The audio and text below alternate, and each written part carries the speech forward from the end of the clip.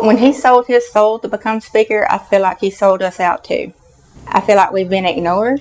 He's out of touch with us. He's not on the same level. He doesn't know the everyday struggles that these folks are going through because he's never had to go through them.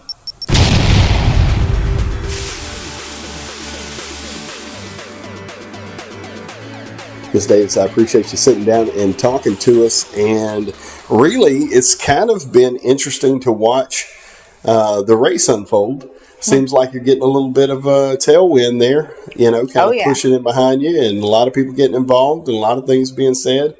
But I wanted to sit down today and really kind of let you kind of talk out some of your vision, direction, goals, those types of things. But for everybody out here who does not know who Alicia Davis is, go ahead and give them just a brief once-over of who you are.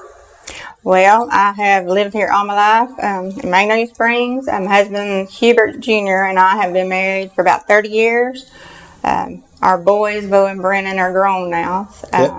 So I'm an empty nester. I'm a hairdresser, and I'm pretty much retired now, pretty much since COVID put me into retirement, And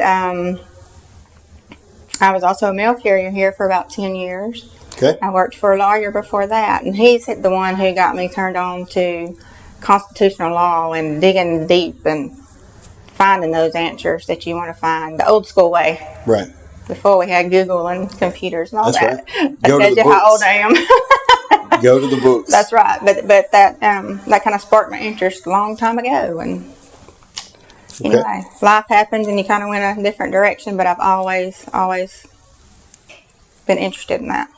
Very cool. So tell everyone why you are running. Well, I chose to run. It's not because of an impeachment. It's not because of a political vendetta or that I've ever wanted to be in politics, because I'm about the furthest thing from a politician that you can get. I'm regular folks, just like you. Right. But I felt like nobody was standing up for regular folks. They're darn sure nobody's legislating for the taxpayer anymore. And, as you know, and a lot of these people around here know, that for years now I have been researching and investigating the property tax scheme and how it all comes full circle with our government and things like that. And I've been helping people all across the state to protest their property tax appraisals for free and stuff like that. Well, in doing so, I uncovered a whole bunch of stuff, and it's basically defrauding property taxpayers. And it's not just here; it's every CAD, because the system is broken. It's built against the taxpayer, And so I presented this evidence to every elected official, every bureaucrat, every state agency you can imagine. And all of them are like, yeah, it's there, but pretty much what do you want me to do about it? Right. If you don't like it, then you need to go change the law. Huh? So here I am. So here we find ourselves. That's right. Changing the laws. So they gave you the idea. They gave me the idea. Well, there you go. And I'm sure they're eating those words right now. So some people think that this is an easy process to just, pop out of a pod and here we are and we live our life and then, we're going to run out here and become a politician. Yeah. What have you found? Quite the opposite, actually. They don't make it easy for regular folks to run for office. They want to ensure that their yes man is still going to be there for them. This is why they tell you have to have money to run. Sure. And that's been the whole thing about people telling me that you're not worthy. It's all based upon how much money you have. Okay. And I don't think that's right. I don't think anybody's should be, I don't think anybody's worthiness should be based upon their last name or their money. Okay. That's where you see how these endorsements work. And a lot of people don't know that.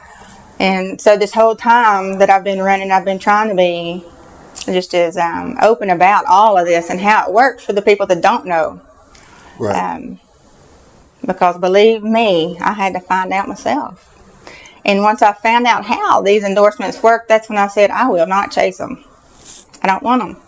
Because those endorsements come with strings too. Right. And I'd be selling my soul, my kids, and y'all's too. So, okay, let me see if I'm understanding you correctly. Mm-hmm. When someone is endorsed, in your opinion, there is an exchange of sorts that goes on. You're right. Most of it, probably 98% of it, is based upon how much money you have in your campaign account. Okay. And you have to have at least $50,000 in your campaign account. It's pretty much how much money you can talk somebody out of. They want to know how much money you can talk somebody out of. Okay. And that's pretty much how they're based. I was contacted by Paxton's office too. They loved me too. They didn't endorse me because I didn't have $50,000 in my account. Wow. So from that moment on, that's when I knew how they worked. Okay. You know, and they're one of the ones that told me, you know, politics don't work how you think they work. They don't work how they're supposed to either. Yeah. You know, and so that's been one of my priorities to add to my list is campaign finance reform. Take money out of the game, level the playing field, you know. Right. I don't think politicians should be telling us who to vote for. I don't think outside influence should be telling us who to vote for in our district. Right. You know, I don't think elected officials locally should be getting involved. Why do you want a politician to tell you who to vote for? Right. I would do the opposite. Yeah. Guarantee you I would do the opposite. Okay. What do you feel like your main priorities are with what you're doing? My number one priority, of course, is to eliminate property tax. Because our property is essential to our liberty. There is not one other elected official, representative, candidate, nobody that is fighting to protect and defend our property rights. Okay. And that's the foundation to every right that we have. And it's not about defunding anything. It's about a better way of funding it that everybody contributes to and not just some of us, the way it is now. That's what it's about. And the people who benefit the most from our property taxes love to use that scare tactic that you're defunding our police or you're defunding our, you know, fire or schools or whatever else. That's not what it is. Right. That's not what it is at all. I'm from a family full of law enforcement. You know, that's as far from it that you can get. Okay, so property tax is number one. And, you know, just standing up for the regular folks, the blue-collar working folks that have been forgotten about. You know, we're the low man on the totem pole, but here we are funding everything. Right. You know, and that's why they want to keep the regular people out. You know, I firmly believe that. When you say they, are you talking about Austin? I'm talking about Austin. I'm talking about the establishment. I'm talking about locally. Okay. You know, you have local officials who are pushing hard for a candidate who has already been censured by the Republican Party for not, you know, doing the stuff he's supposed to do. You know, he's not honoring the principles of the priorities or what the voters want, you know, and for many, many other reasons, but here they are. Right. Pushing for him. Sure. Anybody that's pushing for somebody like that, you have to stop and wonder why. Right. Gotcha. So your number one priority is property tax. What's another one? You know, I want to be that person that's speaking up for our rural veterans who are underserved and our rural senior citizens. You know, we don't have enough services for them here, and we should. The funding is there for it. Okay. You know, our veterans, they have to go to Lufkin or Beaumont really pretty much to have anything. There's a classmate of mine, her and her husband, he's been a lifetime military, and he's recently retired, and they moved back down here, and he reached out to me when he found out that I was running, and when I was talking about our veterans and the services that I wanted to do, and he was thanking me for that, and he has gotten on board, and he has been doing lots of research for me, and just trying to find out about all the different funding options and what we can do to have kind of like a veterans one-stop shop here. Okay. Which is what we need. Okay. Where they can get together and just be together. They will have you'll have like a nurse practitioner there. Right. Whatever kind of things that you would need. It would be all just in one-stop place. Okay. The funding then the funding is there for it. That's what I don't understand, why we don't have that here. Anyway, that's that one. And then another one is to eliminate taxpayer-funded lobbying. There's three things that would probably cure just about everything that is wrong with our government, and that is to eliminate property tax, eliminate taxpayer-funded lobbying, and enact term limits. All those are my priorities. Right.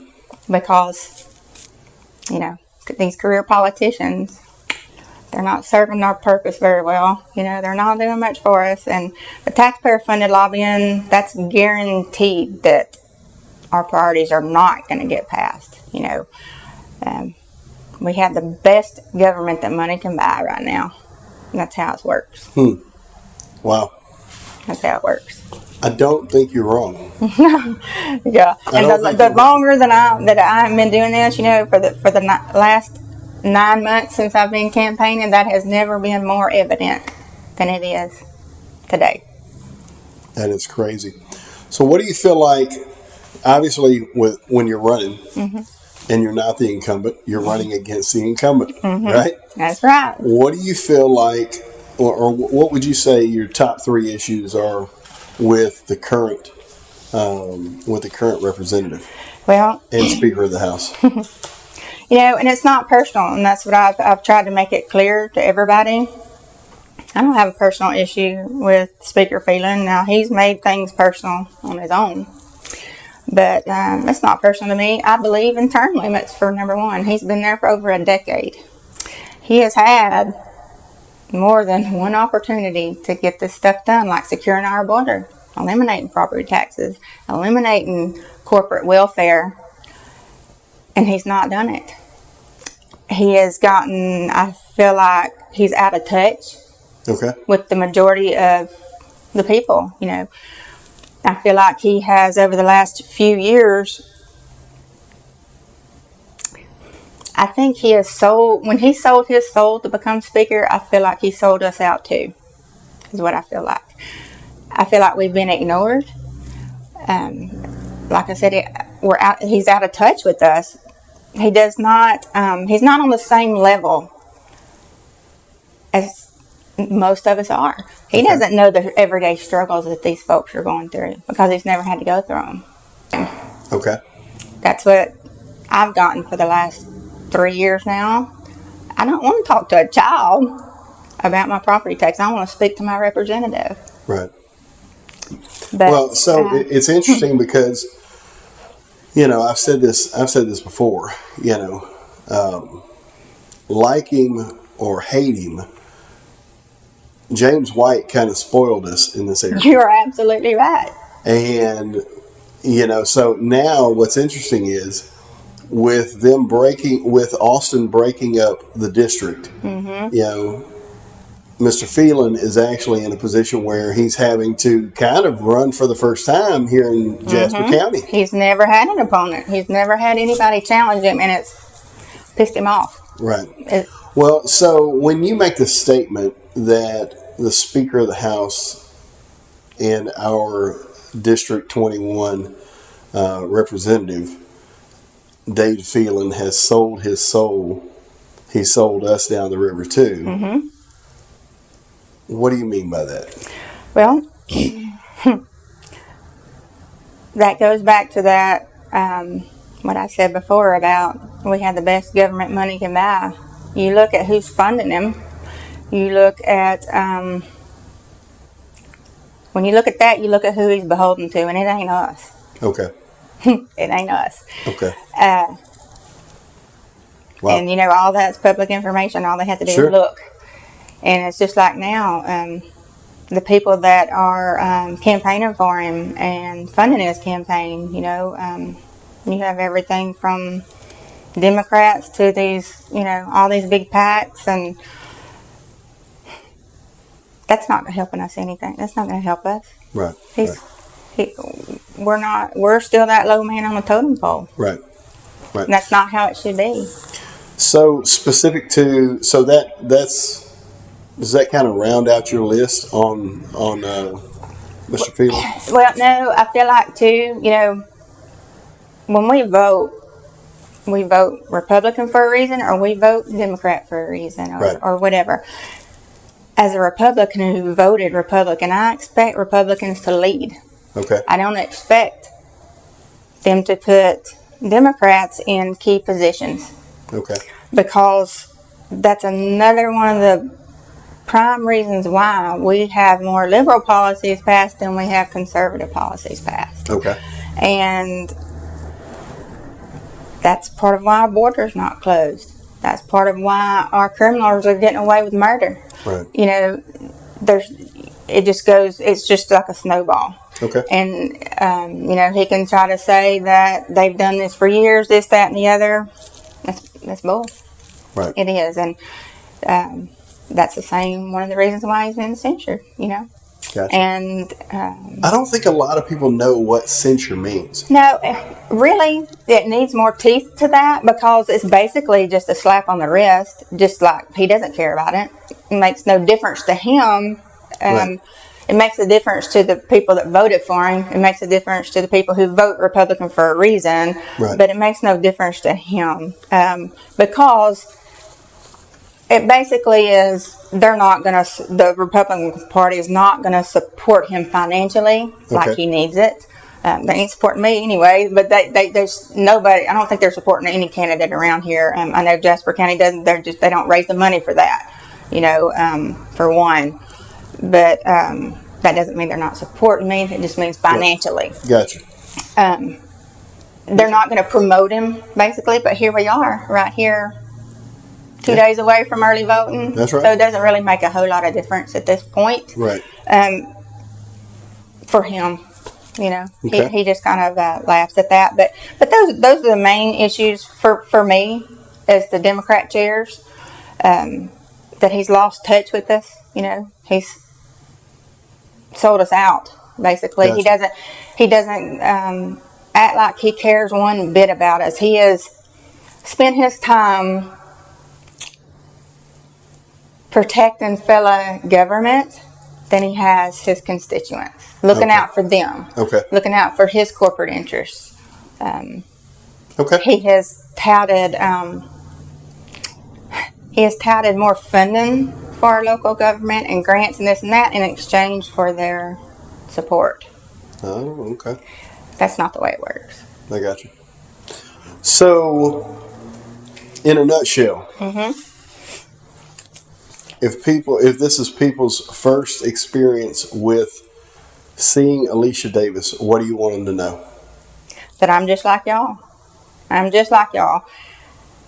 And I'm standing up for a reason, and it's because, this is for our kids. Mm-hmm. It's probably too late for us, for any of this to help us.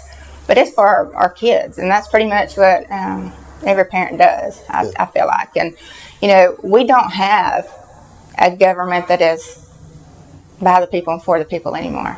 Okay. Period. And whenever, I think if more people would, this is exactly why more people need to get involved. More regular people need to get involved. And I know that more now than I did when I first announced my campaign. Okay. And if we don't start fighting for these liberties, we're going to lose them, because they're stripping them away left and right, and we don't even realize it. it's going to be too late. You know, my property has been my family since 1857, and I would like for my boys and my future grandkids to have a piece of that. But the way it's going right now, they're not. You know. So that's kind of how this whole property tax thing started for you. You're absolutely right. And, you know, it took, you know, I was just like most everybody else, because I can tell you there's still a whole lot of people that can't tell you the difference in the tax office and the appraisal district. Gotcha. Well, I was one of those people back 15 years ago, you know. It took a screwing for me to educate myself on it. Right. And I have thoroughly educated myself on it, and I have dug deep, and I have figured out how this whole circle works and who benefits from it. And, you know, whether it's some of this is done purposely or whether some of it is just by chance, it's happening. And it's unconstitutional, it's immoral, and it's real. And the fact that our elected representatives are not doing their number one job, which is to uphold our Constitution, you know. Yeah. That's a big red flag. Absolutely. If there's someone out there right now who's watching and they're like, holy smokes, I have been waiting for this candidate. How do they get in touch with you? How do they reach out? How do they read some of your material? How do they get in touch with you?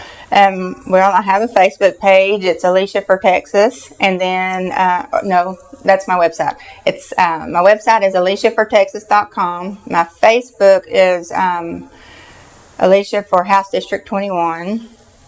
And I will give you those links where you can put them with this. Yeah, absolutely. They can also look at, I'm part of the largest citizen activist group in Texas, which is Eliminate Property Tax. Okay. There's a website for them too, and a Facebook page for them too, if they want to look further into how the process works and see that it's not anything to be afraid of. It's something they would want to get on board with, you know. Right. And it's not something that, like I said, that I just came up with for campaign purposes. You know, our governor's been talking about it and campaigning on it for the last 7 or 8 years, and that's the problem. Too much talk and not enough action, you know. Gotcha.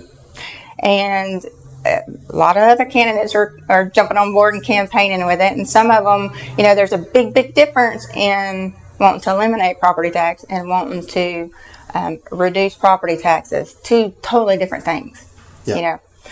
And it's either or. Right. Can't do both. Check her out. Go to her Facebook page. Once again, what's the website? www.aliciafortexas.com. And then my Facebook page is Alicia for House District 21. There you go.